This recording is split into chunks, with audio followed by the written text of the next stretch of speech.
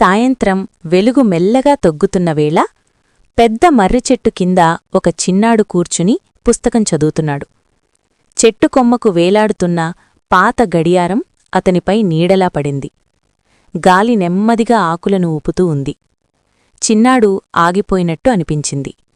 సమయం ఇంత నెమ్మదిగా ఎందుకు నడుస్తోందో అని అతను తానే తాను అడిగాడు. అదే సమయంలో ఒక కోడి నెమ్మదిగా అతని దగ్గరకొచ్చింది. పుస్తకాన్ని చూసి చిన్నాడిని చూసి మెల్లగా అంది, సమయం నెమ్మదిగా కాదు, నువ్వే ఆగిపోయావు.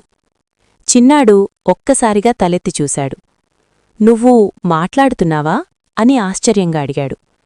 కోడి గడియారం వైపు చూసింది. గడియారం ముళ్ళు కదలకుండా నిలిచిపోయాయి.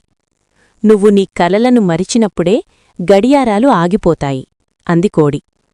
చిన్నాడు పుస్తకాన్ని మూసి ఆలోచనలో పడిపోయాడు. అయితే నేనేం చెయ్యాలి అన్నాడు నెమ్మదిగా. కోడి తన రెక్కలను కొంచెం విప్పి నిలబడి, నువ్వు లేచినప్పుడే ప్రపంచం మళ్లీ కదులుతుంది అంది. ఆ క్షణంలో గాలి వేగం పెరిగింది. గడియారం ముళ్ళు మళ్లీ కదలడం మొదలయ్యాయి. చిన్నాడు ఆశ్చర్యంగా నవ్వాడు. అంటే సమయం నాకోసం ఎదురుచూసిందా అని అడిగాడు. కోడి ముందుకు నడుస్తూ చెప్పింది, కాదు, సమయం నీతోపాటు నడుస్తుంది. చిన్నాడు లేచి నిలబడి కోడి వెంట అడుగులు వేశాడు. సూర్యాస్తమయం అతని వెనుక వెలిగింది. ఉదయం మసక వెలుగులో ఒక చిన్నాడు ఖాళీ మట్టి రోడ్డుపై నడుస్తూ వస్తున్నాడు. భుజంపై పుస్తకముంది.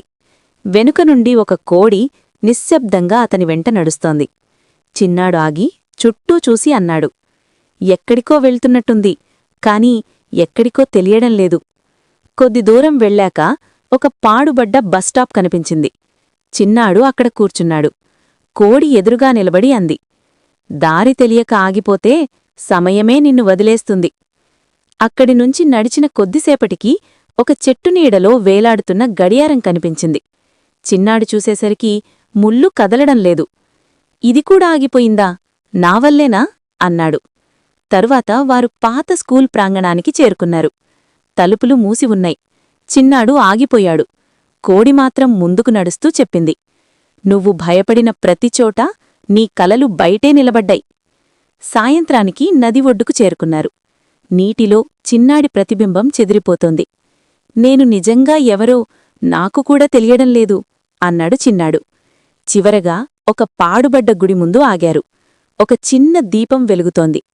కోడి రెక్కలు విప్పి, నువ్వు నిన్ను నమ్మిన క్షణమే దారులు కనిపించడం మొదలవుతాయి అంది.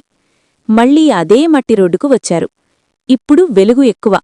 చిన్నాడి చేతిలో గడియారముంది. ముళ్ళు కదులుతున్నాయి. అంటే సమయం నా శత్రువు కాదు కదా అని అడిగాడు.